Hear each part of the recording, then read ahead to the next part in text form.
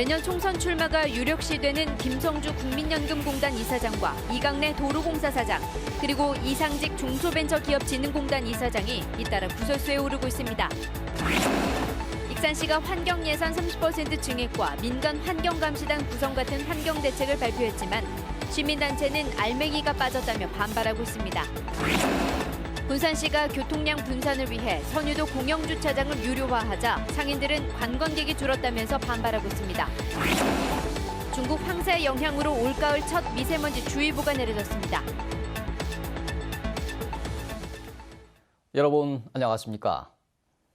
장전마을, 폐석산의 불법 폐기물, 공단의 악취 문제, 이처럼 익산의 환경 문제가 하나둘이 아닌데 어느 것 하나 시원스럽게 해결되지 않고 있습니다. 익산 시민들의 불만이 당연히 커질 수밖에 없겠죠. 익산시가 문제 해결을 위해서 종합대책을 내놓았지만 알맹이가 빠진 졸속 대책이라는 지적이 나오고 있습니다. 김진영 기자가 보도합니다. 전국에서 몰려온 150만 톤의 불법 폐기물이 익산의 한 폐석산에 몰래 묻힌 사실이 드러나면서 주민들은 불안에 떨어야 했습니다. 익산 장전마을은 인근의 비료 공장이 들어선 뒤로 80여 명의 주민 가운데 30명이 암에 걸려 고통을 받았습니다. 악취에 시달려온 주민들은 참다 못해 근본적인 대책을 요구하며 음식물 쓰레기 처리장을 점거하기도 했습니다. 이제는 이런 혐오시설과 악취시설을 다른 곳으로 좀 옮겨가 줄 필요가 있다. 언제까지 동산동 주민에게만 피해를 전가시키고 일방적으로 그렇게 할 수는 없는 것이다. 잇따른 환경 문제로 주민 불신이 커지자 익산시가 종합 대책을 내놓았습니다. 환경 관련 공무원을 42명에서 2022년까지 62명으로 늘려 감시를 강화하기로 했습니다. 내년 환경 예산을 30%가량 늘리고 민간 환경감시단 구성과 신고 포상금제를 도입하는 등 주민 참여 기회를 확대하기로 했습니다. 그러나 19개 시민환경단체들은 환경 문제 발생 원인에 대한 분석과 반성이 빠진 알맹이 없는 대책이라며 반발하고 있습니다. 또 시민조사와 감사권 보장, 환경 기초시설에 대한 공영화, 인허가 과정에서 시민 자문 등 주민들이 요구해온 실질적인 대책도 빠졌다는 것입니다. 환경 공무원들에 의해서 일방적으로 진행되는 것들이 아니라 시민의 참여랄지 검증이 가능한 구조로 갈 것이냐라고 하는 문제에 대해서는 일체 어떤 정책도 수용하지 못하겠다라고 하는 게 익산시의 입장입니다. 1인 PKC에 나선 시민환경단체는 실질적인 대책이 나올 때까지 반발 수위를 높여간다는 입장이어서 진통이 예상되고 있습니다. JTB 뉴스 김진영입니다. 무료로 운영되던 군산 선유도의 공영주차장에서 지난 여름부터 돈을 받고 있습니다. 상인들은 관광객이 줄었다면서 아우성입니다. 군산시는 교통량을 분산시키기 위해선 불가피하다는 입장인데 관광객 줄어들고 지역 소비도 감소한다면 교통량 분산이 그렇게 중요한 건지 생각해 볼 필요가 있습니다. 오정현 기자가 보도합니다. 군산 선유도 공영주차장. 처음 30분은 1,000원, 이후 10분마다 300원씩 내야 합니다. 무료였던 주차장이 돈을 받기 시작한 건 지난 여름. 상인들은 고군산군도 연결도로가 생기며 늘었던 관광객이 주차장 유료화로 줄고 있다며 볼멘 소리를 냅니다. 다 불만이에요. 그러니까 업소가 텅 비어 있잖아요. 그래도 차 마음대로 대놓고 음식도 먹고 가고 관광도 즐기고 그래야 되는데 돈 받는다 그러니까 나가버리죠.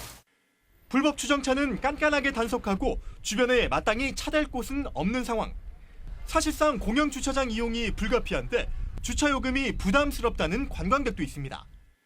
귀성수기 같은 경우에는 그래도 큰 돈 아니지만 갑자기 돈을 내라고 하면 이게 뭐지?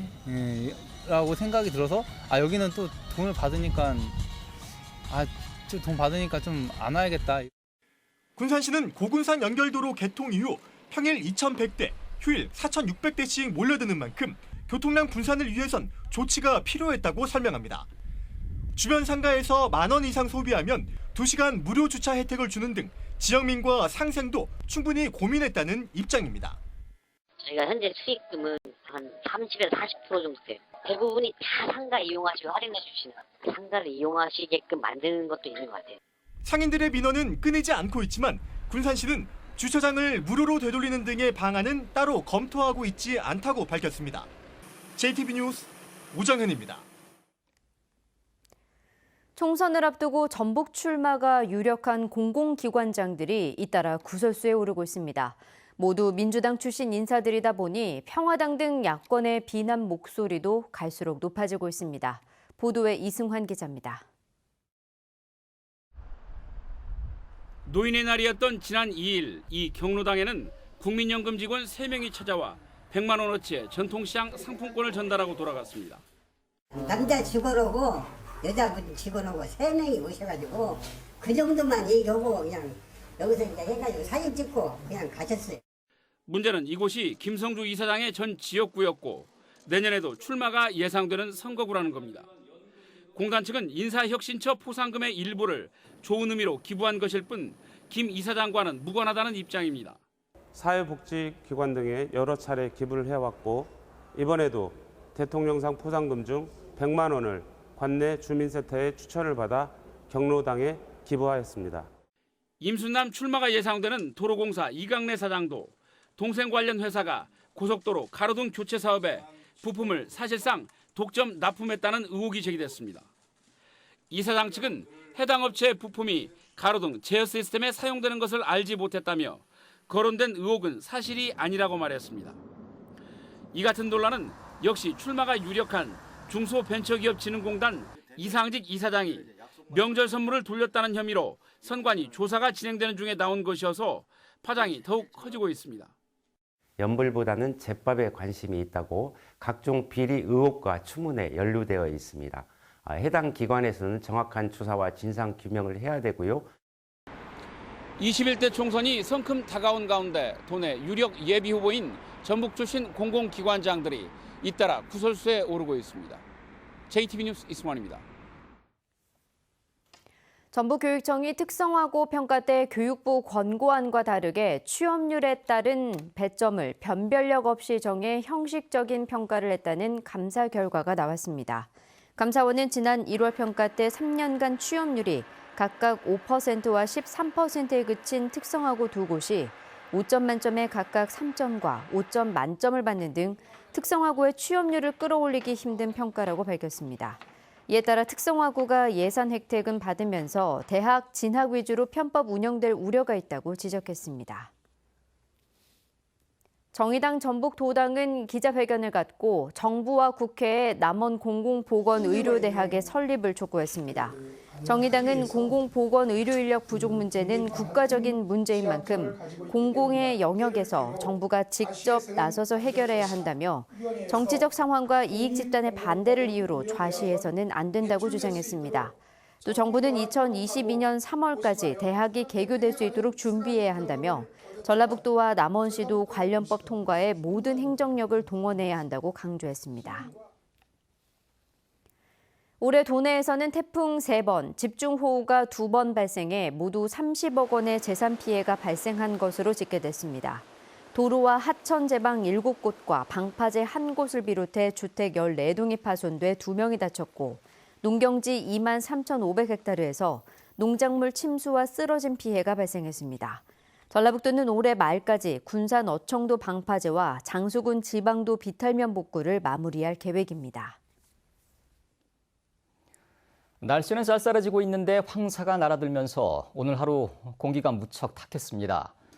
10월 황사는 지난 10년을 통틀어 올해가 두 번째입니다.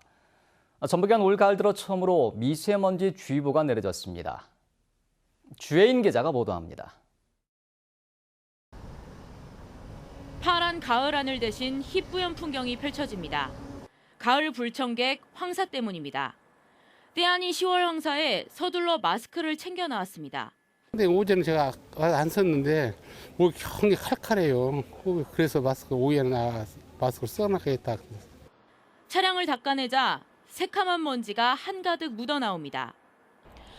황사로 인해 오전 7시 이곳 군산시 소룡동의 미세먼지 농도는 세제곱미터당 최대 283 마이크로그램까지 치솟았습니다. 평소 이맘때보다 먼지가 5배 이상 많은 겁니다. 전북의 미세먼지 농도는 종일 나쁨에서 매우 나쁨 수준을 보였습니다. 오늘 하루 군산, 장수 등 7개 시군에는 올가을 첫 미세먼지 주의보가 내려졌습니다. 가을 황사는 주로 11월 말에서 12월 초에 나타났습니다. 10월 황사는 지난 10년 동안 2015년 이후 두 번째입니다. 어제와 그제 중국과 몽골에서 발생한 모래폭풍으로 떠오른 황사먼지가 북서풍을 타고 한반도에 들어온 겁니다. 그래서 황사 발원지가 이제 풀이 이제 거의 없는 이제 지금 현재 계절이 됐고 강풍대가 동반된 저기압이 지나면서 우리나라 쪽으로 저기압이 오면서 황사를 데리고 왔고 환경부는 내일 미세먼지 농도는 다시 보통 수준을 되찾겠지만 11월 황사가 잦은 만큼 예보에 신경 써 대비해야 한다고 당부했습니다. JTBC 뉴스 주혜인입니다. 전북 정치권이 민주당 이인영 원내대표에게 LX 국토정보공사의 드론교육센터가 전북에 조성될 수 있도록 도와달라고 요청했습니다. 국회 안호영 이용호 의원과 도의회 공공기관 유치 추진단은 국회를 찾아 정부가 균형 발전을 위해 지역별 혁신도시를 조성한 만큼 공공기관의 산하기관도 해당 지역에 조성하는 게 바람직하다는 뜻을 전달했습니다. 이인영 민주당 원내대표는 또 공공기관의 산하기관을 놓고 시도끼리 유치 경쟁이 벌어지면 지역 감정까지 불거질 수 있는 만큼 관련 법을 개정해달라는 요청에 각별히 챙기겠다고 답변했습니다. 전북교육청이 공무국외 여행심사에 외부 인사를 참여시키기로 했습니다. 전북교육청은 공무국외여행심사위원회 외부 인사 1명을 포함시켜 공무국외여행심사의 투명성을 높이기로 하는 내용의 공무국외여행규정 개정안을 입법 예고했습니다. 전북교육자치시민연대는 공무원만으로 꾸려진 심사위원회가 행정편의주의라고 비판해왔습니다. 여러 개로 나뉘어 있던 노인 돌봄 서비스가 내년부터 하나로 통합되고 지원 대상도 큰 폭으로 늘어납니다.